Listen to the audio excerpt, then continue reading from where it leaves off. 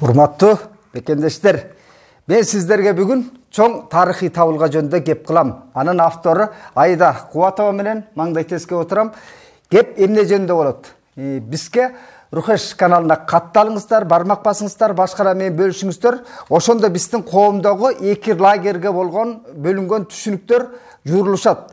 Биз көп учурда жанагы адегенде эле баягы орусчул маанайдагы көрөрмандарыбыз, окурмандарыбыз мынтип калат да, Олжобай Шакир эмнеге орусту мынча жек көрөт деп. Мен орус элин урматтайм, бирок орус бийлиги кандай бизди колониалдык азабын тарттырып келгенин могу китептен түшүнөсүздөр. Себеби бул жерден бир гана фактылар сүйлөйт, илимдин тили сайрайт.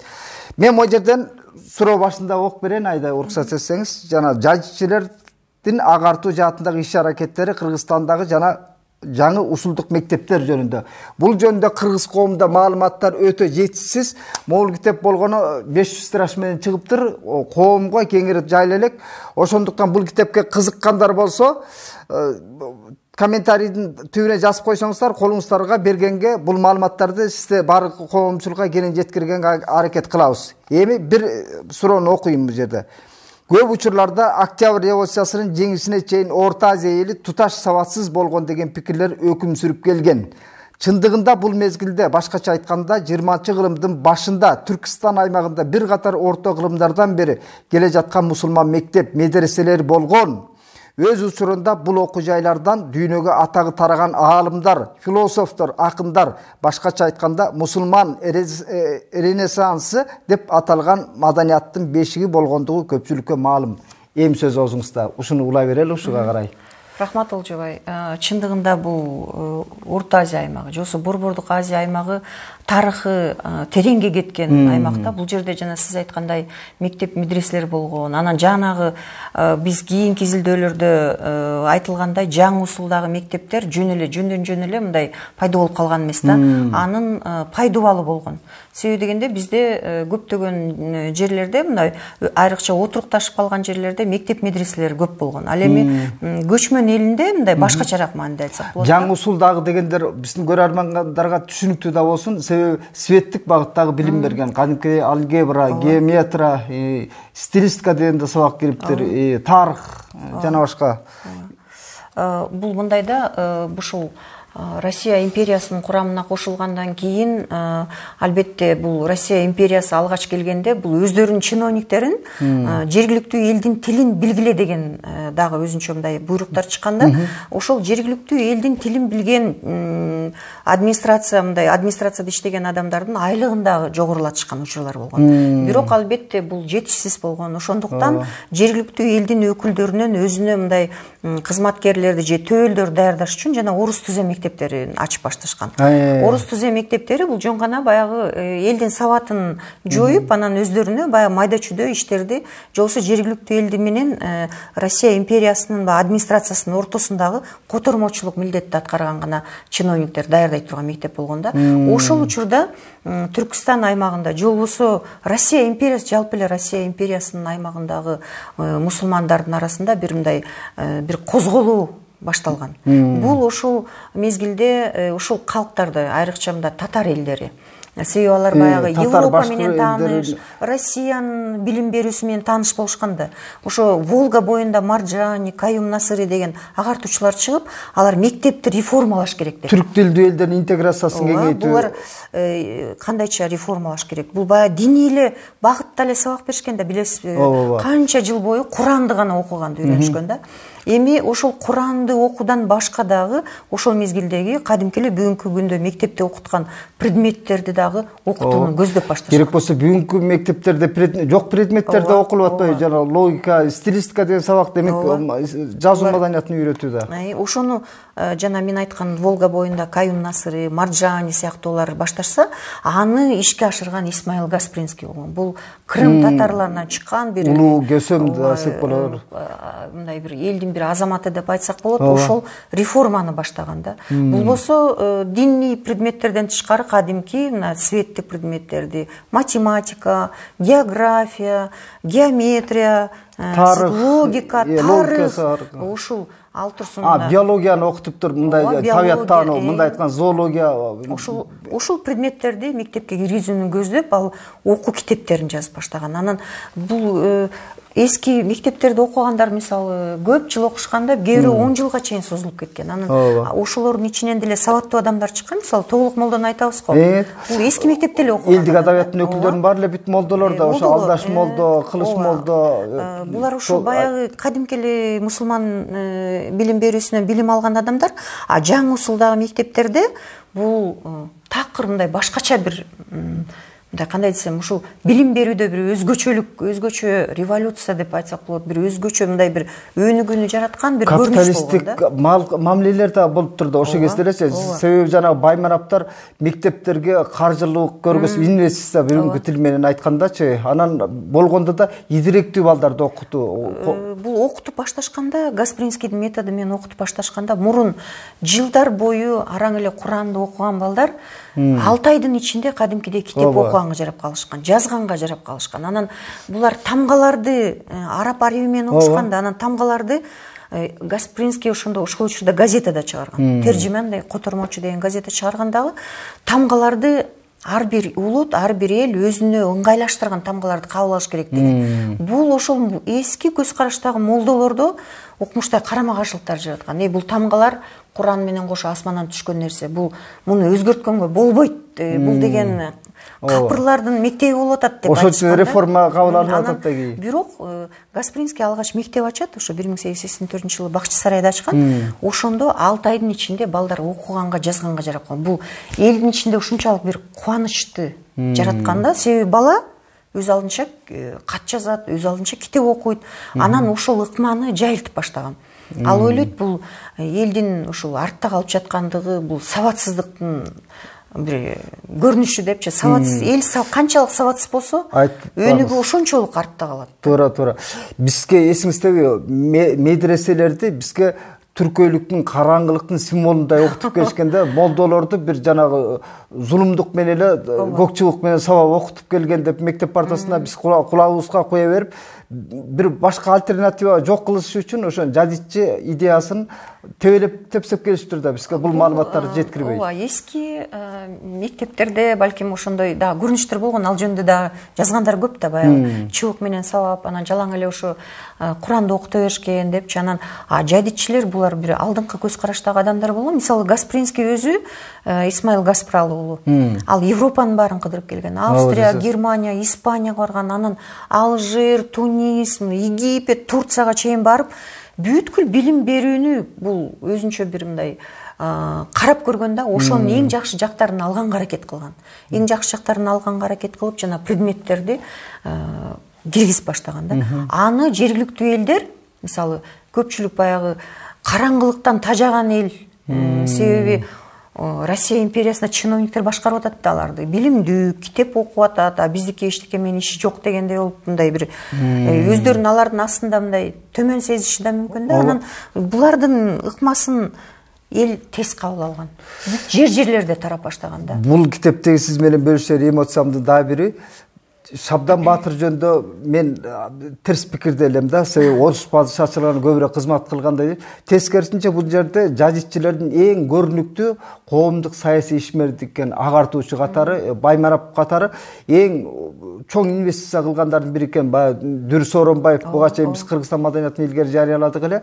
Ошолордун ишмердиги жөнүндө дагы айта кетсек, себеби Шабдандын мечити канчалык бүгүнкү инфраструктурага мындай шайкеш сыяктуу да, мечитти курганда ичинде шарты, кире беришинде короосунда чырагы, терезе, айнек терезе кызыл таштан фундаментин тургузуп, кирпичтен курулганы.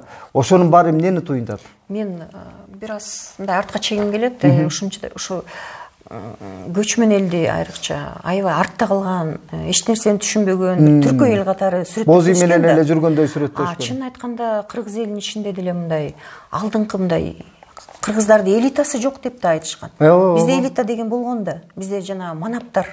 манапчылык институту деген бул өзүнчө бир институт. Анан ошол жерде мисалы ошол манаптардын жанындагы кеңешчилери, ошол мезгилдеги акындар, буларды биз кантип артта калган? Мындай ушунчалык чыгармалар терең. Ошол манаптар тескерисинче билимдүүлөрдү алдырган турбайбы? Тиги Казандан алдырып, Ташкенттен билимдүү мугалимдерди медреселерге алдырып. Анан булардын манапчылык институтун алсак, ал турсун ошо манаптардын жүрүш турушунан бери кадимки эле графтарды мисалы Аксүйөктөрдүкүндөй манаптарды элге бүгүнкү күнгө да айтат го, манап мүнөз депчи. Тамак ичкени, кийим кийгени, бул маданиятты ошол мезгилде эле сиңиртишкен да. Жүрүүчүлөр болгон. Анан бул андан ары уланып атат да, ошо жок жерден эле пайда болуп калган жок. Ошолордун бири Шабдан Жантаев. Анда манап катары эме айтабыз да. Анан ал ошол мезгилдеги мындай өзгөрүштөрдү кыргыз элинин жакшы эл жакшылары деп айтсак болот. Кыргыз элинин бир алдыңкы катмарлары тезирээк түшүнүп, анан колдошкон да. Өздөрүнүн жанынан каражат жумшап мектептерди ачып атат. Бул Шабдан Батыр мисалы бул жөнүндө биз Айкап деген ошол мезгилде чыгып турган казак тилинде чыгып турган журналдан окудук. Ошондо Шабдан Батыр 15.000 рубль бул өтө чоң акча. Чоң акча болгон. Чоң акча себеби дегенде бир койду 50 тыйынга алса болчу. Да. Анан кийин бул чоң акчасын элинен аябай мектеп ачып атпайбы? Дүрс Оронбай уулу дагы мектеп ачып атат. Анан мындан башка Канаты Бөке уулу Кочкордо, Көлдө болсо Баракан Манап деген ачып атат. Деги эле биздин кыргыздын жакшылары дагы Жалал Абад тарапта Мырзакул Болуш деген ачып атат. Ошо бул бир элдин ичине мындай кеңири тараган эме болгон да. Жана Смирновдун кыргыз элин эскерген да кызык болуп атат да магачы, себеби дейт, ушундай маалыматка суусап турган эл дейт да. Кечки мейманда тамагын ичкенден кийин элдин баары дүйнөдө эмне болуп атат деп сурамжылоо жүргүзтүрсү депчи, эсиңиздедир, баягы Япон Орус согушунда эл кабардар болуп турган, кыргыздарга Жапон деген аттар коюлган, жана Берик Солтоновдо да бар эмеспи? Мындай айтканда эл дүйнөдө эмне болуп атат, ал караңгы эл кызыкпайт да. Тиги биздин эл сергек болуп атпайбы ошо дүйнө? Бул эми жана мектептердин ачылышы элдин аң сезиминин өзгөрүшүнө, улуттук аң сезимдин ойгонушуна алып келген да. Анан дүйнөлүк жаңылыктар, мисалы мен дагы айткым келет, сабатсыз болуп келген десе, анча маалыматты кыргыздар каяктан билет? Ооба десеңиз. Бизде газета, журналдар, китептердин келгени жөнүндө маалыматтар аябай көп. Гезит журналдар көп чыгыптыр, далайы жабылыптыр ошолордо. Тержиман, Шура деген журнал чыгып турган Казандан, ушул келген, Айкап, Казак деген, Мола Насриддин, ушулар да азыркы күнгө чейин элдин арасында бар экен, сакталып калгандар. Ооба, жана казак акыны Ойгон казак деген ырында дагы, ошондо дагы Пишпек уездине таратууга атайын тапшырма берилип атпайбы, Чабандескечи, тиги барып түшүндүрүлсүн, ушу китептин мазмуну, идеясы жетсин депчи, себеби анда идеясында эмне жатат? Ойготуу элди. Элди ойготуу, илим билимге умтулалы, өнүгөлү. Түрк тилдүү элдер, мусулман элдери бир мамлекеттик дөөлөт жөнүндө ойлонолу деген милдеттер болуптур да ошондо. Ошол мезгилде мындай бир түрк тилдүү элдердин же болсо ошо мусулман калкы деп айткы болсо, мусулман калкы десе эле азыр элдер башкача түшүнөт да. Мындай динге аябай катуу берилип кеткен фанаттар депчи. Араб тили агесте прогресстин тили болгон.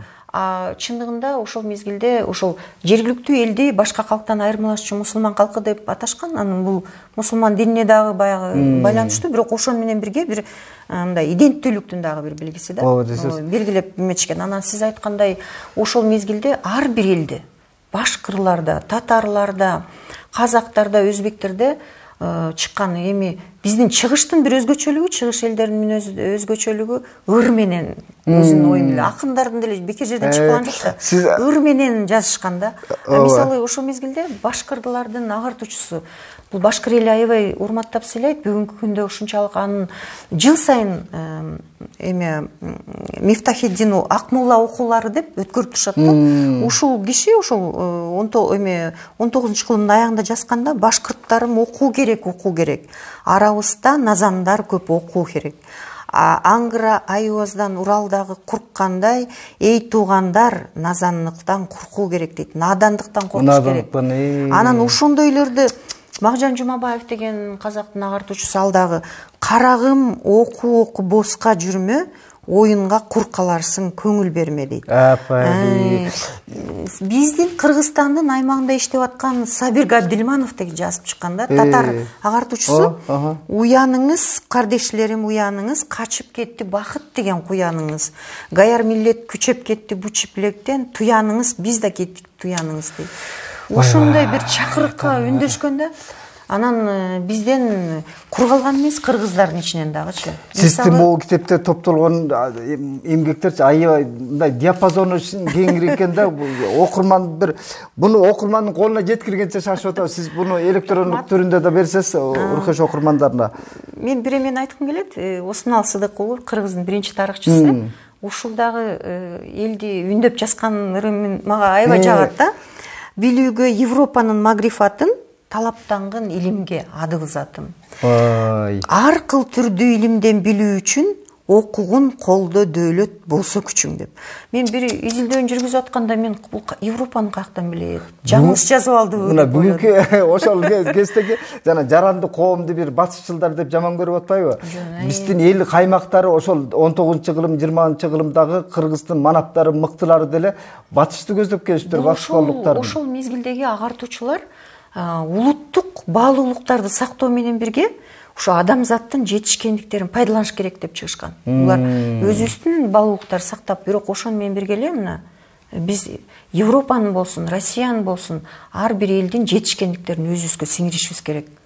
Биз үйрөнүшүбүз керек деп чыгышкан да. Бүгүнкү парламенттечи инагенти деген мыйзамдарды түртүп аткандай элечи, Кремль ошол замандан ушул күнгө чейин делечи, ошол бизди башкалар менен кызматташууга, өнөк болууга, интеграция кылууга жол бербей келатат да. Анан Алдаш Молдонун монусу эмнени туюндурат? Маселен, бир дубанда окуган Эшкуманбет Касымбай, Караколдун училиш, гимназия бүтүрдай, эл илимге жетпеди. Байкап көрсөм мансабы бесирликтен өтпөдү. Чоң мандемдүү бар да. Бул болсо ошол мезгилде орус түзем мектептеринин ачылышы жөнүндө кабар берет да. Орус түзем мектептеринде окугандар бул жөн эле мындай писарь, жазгыч эле, катчылыктан ары көткөн жок деп ары кете албайт деген.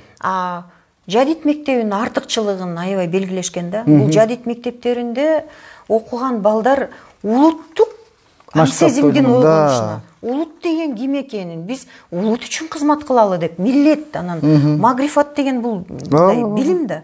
Анан ушуларды, ушундай сөздөрдү пайдаланып айтышкан. Бул жөнүндө биздин белгилүү прозаигибиз, акыныбыз, Кыргыздын алгачкы десек болот, Сыдык Карачевдин эмгектеринде аябай жакшы берилген. Эски мектеп менен жаңы мектептин айырмасы. Бул кандай? Анан орус түзем мектеби менен жадит мектебинин айырмасы. Ошондо эки жаш жигит үйлөнүүдөн качты деген аңгемесинде экөө мындай талашып тартышып, анан тиги жадит мектебинде окуган бүткөн Султан деген жигит айтат: силер эмне орус түзем мектебин бүткөндөн кийин эмне кыласыңар? Силер падышалык бийликке эле кызмат кыласыңар, башка эч нерсе жасай албайсыңар дейт. Тигил айтат: силер татарларды туурап миллетим дейсиңер, магрифат дейсиңер деп айтат да. Биз элибиз үчүн кызмат кылып атабыз. Биз элди караңгылыктан алып чыгып, элди бир алдыңкы мамлекеттердин катарына кошол деген оюбуз бар деген сөздөр айтылат да. Бул китебиңизде так ушуга жараша Жусуп Абдрахмановдун айтканын эскертейин да, мындай деп атат: мындан тышкары дейт, падышалык администрация жаңы усулдагы мектептерди, медреселерди панисламизм жана пантүркизм идеяларын таратуучулар деп эсептешкен. Бул маселеге белгилүү мамлекеттик ишмер Абдрахманов да өз кезегинде кайрылып мынтип жазыптыр: Кыргыз айылдарында жаңы усулдагы, башкача айтканда, табияттануу, география, тарых жана башка окутууну киргизген мектептерди борбордук Россиянын жана анын башка аймактарында уюшулган революциялык уюмдардан да аеосуз куугунтукташкан деп жазган экен. Бул мектептерди ачканга уруксат бербей, атайын анан кийин элдер баягы өздөрүнүн наразылыктарын көрсөтүшкөн, петициялар жазышкан. Петициялар жазганда дагы ошол бизге мектепти ачканга уруксат бергиле, бизде өз эне тилибизди окуганга уруксат бергиле деген. Анан бир нече сиз тааныштыңыз болуш керек, съездерди өткөзүшкөн. Ооба, съездерди өткөрүп тур. Жети суу мусулмандардын биринчи съезди деген өткөн да, бул эмедечи, Узун Агачта. Узун Агачта жана казактын бир чеченин эмеде, Верный шаарында өткөн.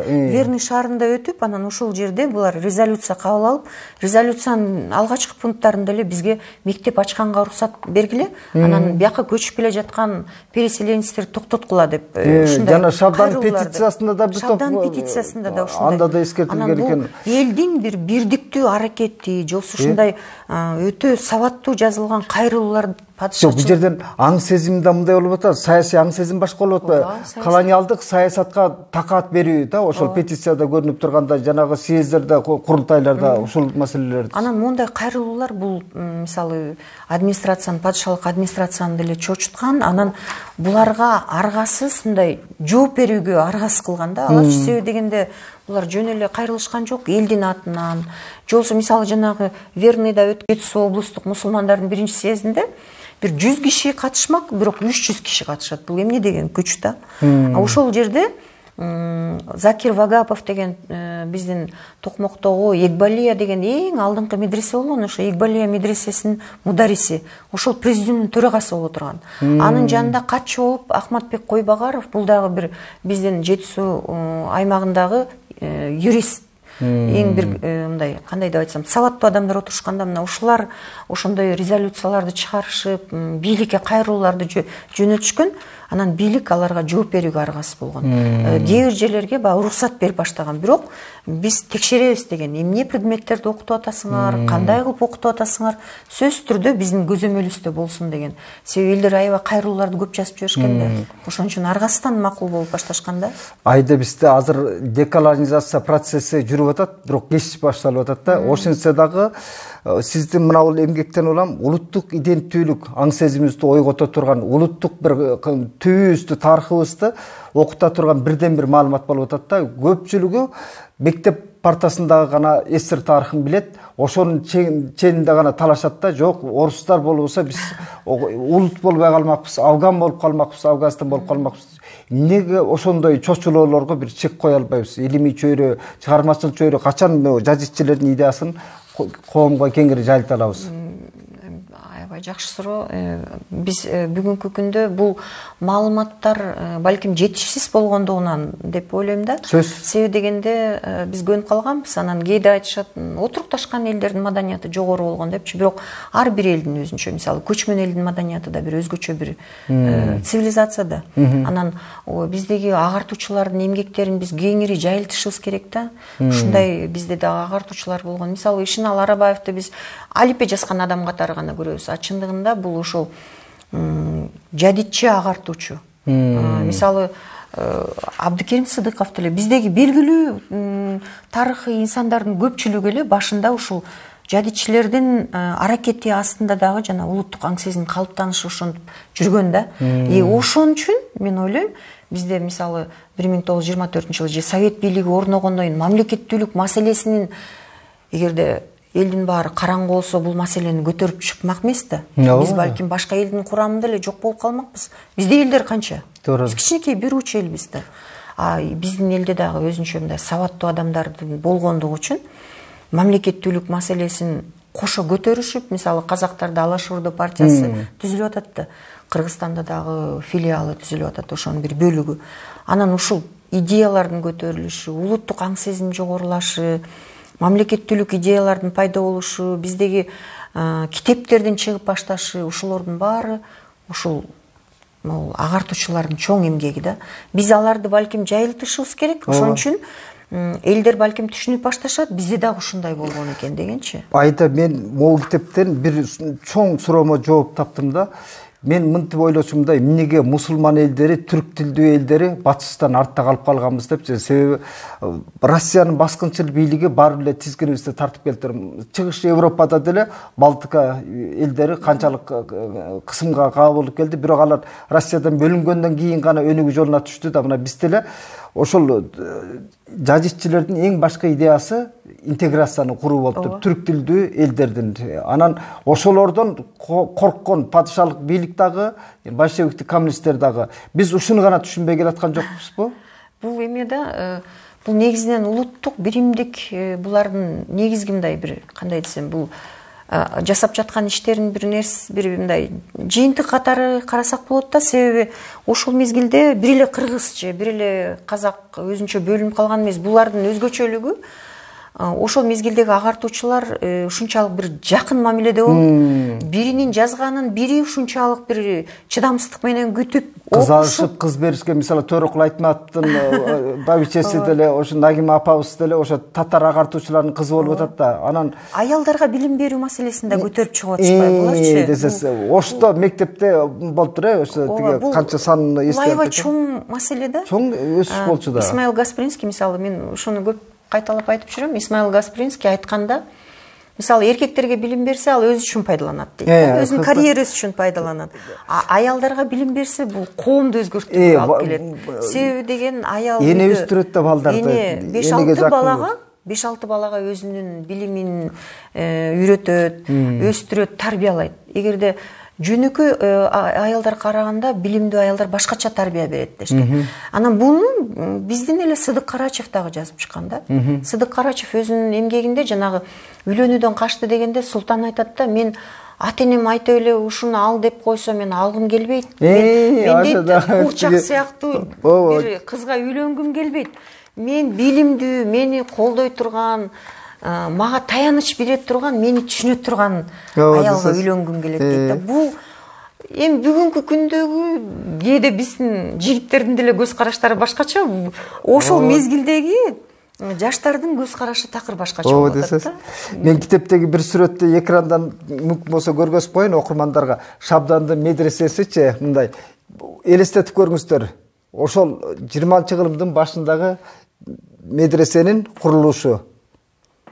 Анан айта берсе жанагы татар агартуучуларына бир терең таазим айта турган жерде экенбиз да, кыргыз коомунун агартуусуначы. Себеби биз ошол билим башатына ошол түрк тилдүү элдердин башын бириктирүүгө татар эли тикесинен тик турган экен. Себеби булар деле анын артында канча зордук зомбулук турган, канча куугунтуктарга кабылган, далай өмүрүнөн ажыраган. Себеби падышалык бийлик дагы, большевиктик бийлик дагы ошолордун далайынын көзүн тазалаптыр. Бул чын эле ошондой, анткени биздин Кыргызстандын аймагындагы жадид мектептери, же болбосо жаңы усулда окутуучу мектептер негизинен аларды ачкандар ушу татар, башкы, агартуучулар өзбек, ошолор иштегенде биз чындыгында аларга чоң таазим этсек болот. Мисалы, Токмоктогу Экбалия медресесинин мудариси ошол жана мен айтып аткан Закир Вагапов деген. Закир Вагапов жөнүндө жанагы Тарихи Шадмания деген Осмоналы Сыдыковдун эмгегинде да айтылат, Белек Солтоноев да айтат. Чындыгында бул медресе ошол мезгилде атагы алыска кеткен медресе экен, 200дөй бала билим алчу экен. Бул тууралуу Туркестанский Семиреченский областные ведомости деген ошол мезгилде россиялык гезит чыгып турган. Ошол жерде бир аябай чоң макала жарыяланган да. Экбалия медресеси жөнүндөчү. Анан ошондо айтылат, ушул Экбалия медресесинде 200дөн ашык бала окуган, мондай предметтер окулган деп бүт тизмелеп келип, анан айтат, кыргыз эли ушунчалык билимге умтулган эл экен. Кыргыздар дейт, кандай мектепке болсо деле бере берет балдарын. Мусулманбы же орус түзем мектеби иши кылып, алар балдарын билим алса деген өмүттө болгон депчи. Эми бүгүнкү күндө деле ушул кайталанып атпайбы? Биз кандай тарых кандай кайталанып, бүгүнкү күндөгү биздин баалуулуктар эмне болбосо, ошо билим берүүгө бүгүнкү күндө эң өксүк болуп атпайбызбы? Ошол 20-кылымдын башындагы 19-кылымдын этегиндеги кыргыздардын көздөгөнү, беттеген эле ушул билим болуптур да. Анан биз ошонун авторун мындай чечмелегенге аракет кылдык. Биз Илимдер академиясында ВР деп турат да. А ВР деген бул ошол мезгилде Токмокто орус түзем мектебинде Василий Равнягин деген аябай кыйын педагог иштеген да. Ошол бул макаланы окуганда бул педагогдун жазганы көрүнүп турат. Демек биз ойлодук да, ушул Василий Равнягин жазган. Себеби ал мындай педагогдун көз карашы менен жазган да. Бул да биз үчүн аябай чоң булак болду. Бул жазичилер мектеби негизинен орус түзем мектептеринен мурда түптөлгөн да, ошол маалыматты айта кетсеңиз. Негизи орус түзем мектептери деле мындай экөө тең чамалаш ачылып баштаган, а бирок жадид мектептери баягы мурдагы мектеп, мусулман мектеп медреселерин эле баягы өзгөртүп билим берүүнү өзгөртүп башташкан да. Ошон үчүн бул мен айтып атпаймынбы, бул жок жерден пайда болгон нерсе эмес да. Айда менде да бир мындай версия пайда болот да, мүмкүн ошондой маалыматтар барбы жокпу. Жусуп Абдрахманов мамлекеттик ишмер катары эрте жашында мамлекетти башкарып, мамлекеттик дөөлөттү, мамлекеттик миссияны ошончолук терең түшүнгөнү бекеринен болбосо керек. Себеби жадитчил идеядан уламго дейм да, ошол жадит мектебинде окуганы жокпу, маалымат барбы деги? Бул Жусуп Абдрахманов өзүнчө бир феномен да. Феномен ачылгысы. Анан мунун биз баягы личный дело деп коет го. Ошону ачып караган учурда көпчүлүк жерлерде эле орус түзө мектебинде баарыбыз билебиз, Сазановкада окуган деп айтылат. Анан кийинки табылган маалыматтарды карасак, ал дагы ошо мусулманча билим алган экен. Эми бул атасы болушпогон да. Негизи биздеги саясий ишмерлердин көбү эле алгач мусулманча билим алышкан. Абдыкерим Сыдыков деле ошондой, Иманалай Дарбеков деле ошондой, Белик Султуноев деле тиги Шабдан медресесинде окуп атат. Алардын аң сезимин калыптанышында жадитчилердин ролу абдан чоң. Жусуп Абдрахманов болуштун баласы болсо, болуштуктер болгон. Жанагы кайсы мурунку чыккан китептериңиздин биринде редактордукта айтып атпайсызбы? Тиги мектептерде, участоктарда канча мектептер болгон санынан бери көргөзүлгөн да. Аны жана окумуштуу биздин агайыбыз көзөтүп кеткен Жаман Караев деген агай эсептеп, ошол ар бир областта канча мектеп болгон ошолордун санынан бери эсептеп келип, анан ал мындай процентти көрсөтөт, 7,8% депчи. Бул ошол учурда 60 миңдей кыргыз билимдүү болгон. Ал учурда 14-жылдагы мындай статистикалык маалыматтарды карасак, ошондо 770 миң миллионго жетпеген кыргыз экен. Ошонун ичинен эсептеп келип 7,8% деп көрсөтөт да. Бул аябай чоң мындай көрүнүш деп айтсак болот. Себеби дегенде биз буга чейин совет мезгилинде китептерден окуганбыз да, 0,5, ал турсун 0,05 деген дагы кээде статистикалык эмелерди кездешет да. Бул чоң көрсөткүч. Большевиктик коммунисттердин көп бир саясий буйтка оюндары болгондур. Маселен, Жусуп Абдрахманов менен үзөңгүлөш тиги Сыдык Карачев ушул прозачы катары эң биринчи мыкты чыгармалар менен үлгү да. Бирок ооз калынбайт да. Себеби жазма маданияты большевиктик коммунисттер келгенден кийин гана калыптангандай окуп келдик да. Ушул жөндө чыгармачылыгына токтолсок. Сыдык Карачев деген мен аябай мындай таанышкандан кийин бул адамды абдан жогорку мындай деңгээлде, мамлекеттик деңгээлде карай турган ишмер да. Бирок эмнегедир эске алынбай жүрөт. Кичинекей бир китебин чыгарып коюшкан, буга талдоо жүргүзүлгөн эмес да. Эми баягы жөнөкөй баягы эми биздин адабиятчылар карап чыгышкан, бирок мындай тарыхый өңүттөн каралбай калган да.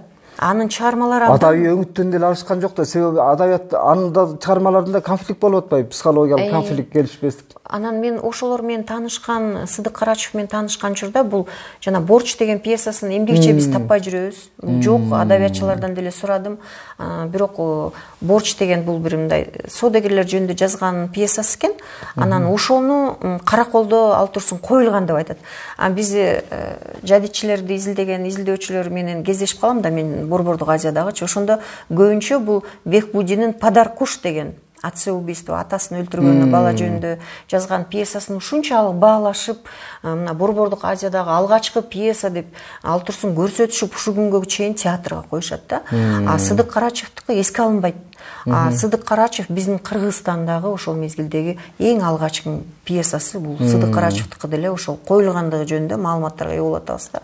Андан тышкары жанагы үйлөнүүдөн качты, сүйгөнүнө жетпеди дегенде ошо жадит мектептери, ошол мезгилдеги мындай тарыхый кырдаалдар жөнүндө жазылган. Аябай жакшы. Эгерде бүгүнкү күндө ошонун чыгармачылыгына кызыккан адамдар болсо, мен айтып кетет элем, бул таанышса, мындай терең караса, бул ошол мезгилдеги жадит мектебин, жосо жадитчилердин көз карашын аябай жакшы чагылдырган. Мисалы жанагы сүйгөнүнө жетпеди дегенде эме айтылат да, Жунуш деген агартуучунун мугалим болуп иштегендиги. Ал ошол мезгилде балдарды кантип уюштургандыгы, балдарды ырдагандыгы, анан ал турсун диний тарбияны жасаганды, балдарга үйрөткөндүгүчү. Бул кадимки эле ошол мезгилдеги жадид мектептеринде иштеген мугалимдин образын жазган. Эгерде мен ойлойм да, совет мезгилинде болсо муну көп түшүнбөй калышканбы депчи, ошон үчүн бул калып калган да. Бирок кийин бул репрессияга учурап атпайт тилекке каршы бул. Айда колуңуздагы тарыхый бир маалыматтар бар окшойт да. Мүмкүн ошол жактан да окуп берер бир табылганыңыз бардыр. Мен суроомон сырткарыдагы. Мен ошол жанагы айкап деген мен айтып кетет элем, кыргыздарды сабатсыз дегендергечи. Кандай сабатсыз? Ошол мезгилде айкап деген журналга чыгарып атышат. Макала жазып атышат ошол жерде. Мисалы, Кишпек уездинен деп Исмагул Макин деген жазып атат да. Бул дейт, дагы бир айта кетет турган нерсе, ошол мезгилде Уфада Галия деген медресе болгон да. Бул Галия медресеси бүгүнкү күндөгү жогорку окуу жайларынын эле катарында турган медресе катары карасак болот да. Ошол мезгилде эң алдыңкы окуу жайлар болчу. Ошол Галия медресесинде биздеги көп кыргыз балдар дагы билим алышкан. Мисалы, алардын башында Ишиналы Арабаевди айтып кетебиз, Надыркул Абиров дегенди, Исхак Канат уулунун, Канат Ыбыке уулунун Исхак деген баласы дагы ошол жактан билим алган. Мындан тышкары дагы Казанга чейин билим алып келгендери жөнүндө биз кийинки маалыматтардан кабардар болуп атабыз. Мисалы, Эрмек молдо деп Кочкордо айтып жүрүшкөн экен, ушул адам дагы Казанга чейин барып билим алган экен. Анан ушул жерде айтылат да, ушул 24 болуш элден бизде азыр дейт 3 бала Уфада медресе Галияда окуп жатат деп. Жана Исхак Канат уулун айтып атат, Нарынкул Кабиров, Ниязалы, анан быйыл окуусун бүтүрүп келишет. Мына ошолордун окуганын жактырбай дейт. Артынан ушак айын кылышууда. Аны айтып эмне кылам, душман эмне дебейт, түшкө нелер кирбейт демекчи, мырзалардын тилегин Кудай кабыл кылып, өмүрлөрүнүн узун болушун тилейбиз депчи. Ал жана ушак дегени эми булар капырлардыкын окуп атышат деп айтышкан да. Билим алып баштаса, булар мусулманча эмес, булар капырлардыкын деп айтышкан да. Себеби бул жаңы усулда окутуучу мектепте жана светтик эле предметтерди берүү менен чектелбестен алар орус тилинде окутушкан. Бул дагы өзүнчө бир жакшы нерсе да. Демек, анан дагы бир өзгөчөлүгү, мурун көчмөндөр боз үйдө окутушса, жаңы усулда окутуучулар атайын жайларды курушкан. Ошолордун бири, мисалы, Дүрс Оронбаевдин мектеби бүгүнкү күнгө чейин имараты сакталып турат. Исмаил Гаспринский атындагы мектеп болуптур Караколдо. Анын имаратындагы биз былтыр эле таптык да. Биз архивдик маалыматтарда ошо Исмаил Гаспринский атындагы мектеп бар деп жазылган болчу. Андан тышкары башка тиги Токай атындагы мектеп болгон, Улукбек атындагы мектеп болгон Караколдочу, кыздар үчүн мектеп болгон.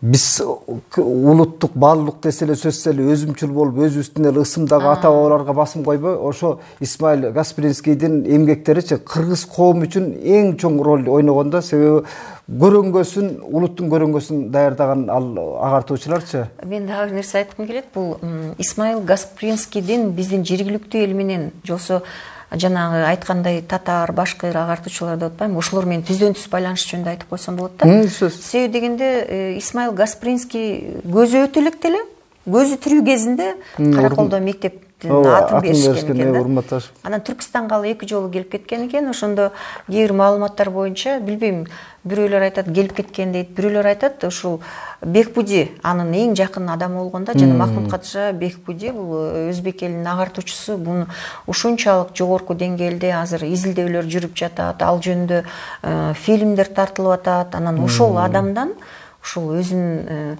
жаңы усулдагы Кыргызстандагы мектептер кандай болуп атат деп сурагандыгы жөнүндө да айтышат да. Бирок мен өзүм көзүм менен көрө элекмин. Айда сизге соңку суроом болсун. Себеби мен бул суроого жооп алуу менен менин өзүм оппоненттерим бар да, аудиториямдачы. Дайым эле эмне каршылашып эле керемин деп жооп берет дегенчи. Бир суроого сизден жооп алгым келет. Жана көрүүчүлөргө дагы сурар элем да. Эмне үчүн биздин эл сизге бул суроомчу адегенде арабча жазып келишти. Анан латынчага өтүштү. Анан кириллицага. Ушунун артында эмне жатат? Бул дагы аябай чоң маселе. Анткени Араб Арабинде бул Борбордук Азия аймагы мурунтан эле жазып келишкен да. Баягы бизде тиги араб арабинде жазышып, окушуп эле көп убакытка чейин келишпеди. 28-жылга чейин келип атышат, анан латиницага өтүп атышат. Латиницага өткөн себеби бул программа болгон, ушундайчы. Жок, мен муну саясий өңүттөн карайм да, негедерчи Сөз Илимдер академиясында иштеп аткандыктанчы кичине дипломатиялык мамиле кылып атат окшойсуз мындайга. Мен сизге болгонун айтып берейин. Мен өзүм билгенимдечи, латиницага өтүү дагы мындай чоң маселе болгон. Бул латиницага өтүү жалпы СССР боюнча болмок да. Муну Луначарский ушулар эметип келишкен да. Латиницага өтүш керек дегендечи. Анан ал эксперимент катары Азербайжандар башташкан да. Азербайжанда Бакуда башталып, анан билесиздер түркологиялык съезд. Түркологиялык съезд болуп, анан ошол Азербайжандардан башташат. Бирок бизде Түркстан аймагында же болбосо ошол Совет бийлиги орнуп калган мезгилде болчу. Эмеде Алматыда казак-кыргыз окумуштуулардын съезди болгон. Казак-кыргыз деп айтылганы менен ал жерде мен кыргыздардын канчалык канча адам катышкандыгын көрө алган жокмун. Тизмеси менен да таанышып чыктым. Ошол жерде Ишинал Арабаев катышкан экен. Ишинал Арабаев катышып, ошо съезд 6-7 күн болот. Ошонун бир 4-төөсүнө ушундай Ишинал Арабаев жетекчилик кылыптыр. Бүгүнкү күндүн тили менен айтканда модератор да. Демек бул Арабаевдин казак-кыргыз элинин ортосунда окумуштуулардын арасында кадыр баркын көрсөтөт. Байтурсунов экөөчү. Биз өтпөйбүз. Биздеги адабияттагы көптөгөн мындай азыртан элибиз мындай ансы деле сабатсыздар көп, а сабаттуулар араб арабинде окуп атышат. Ошон үчүн биз бул латиницага өтпөшүбүз керек деп чыгышкан. Бирок мен борбой ушуга мындай жыйынтыкка келем да. Баары бир советтик коммунисттердин өзүнүн саясатын таңылоо үчүн, идеологиясын таңылоо үчүн мына силерде жазма маданият калыптанган эмес, жазичилер жөнүндө идея араб жазуу маданияттан бизди үзгөн өткөргөн, анын кыска өткөргөндүн өзү бул саясий технология деп ойлойм. Өздөрүндө Россияда дагы бул маселе көтөрүлүп, бирок Россияда токтотуп койгон. Себеби дегенде аларда адабияттын баарын тең латын арабине которуу бул экономикалык жактан дагы мындай чоң чыгымдарга алып келмек. Анан экинчиден элдин кандай десем сабатын дагы төмөндөтөт да. Ал эми Түркстан аймагында башка элдерде бул эксперимент катары дагы пайдаланышы мүмкүн да. Мен сиз менен болгон бүгүнкү маек ушу менен токтоп калбайт деп ойлойм да. Себеби аудитория сөзсүз суранат. Айда Кубата менен болгон интервьюбүздүн дагы экинчи бөлүгүн көргүбүз келет депчи. Сиздин ишиңизге ийгилик. Жана соңку сөзүңүздү эмне менен жыйынтыктар элеңиз? Мен айтар элем, бүгүнкү күндө ушул агартуучулардын эмгегин жерге калтырбасак, идеяларын ишке ашырыш керек. Булардын иштеринин же болбосо эмгектеринин негизги өзөгүн агартуучулук түзөт. Анан кийин эркиндик деген. Эркин мамлекет түзүш керек, улут катары биз өзүбүз эркин болушубуз керек. Ошон менен бирге биримдикти да. Мисалы 20-кылымдын башында элди агартуу бириктирсе, мен ойлойт элем бүгүнкү күндө бизди илим бириктириш керек депчи.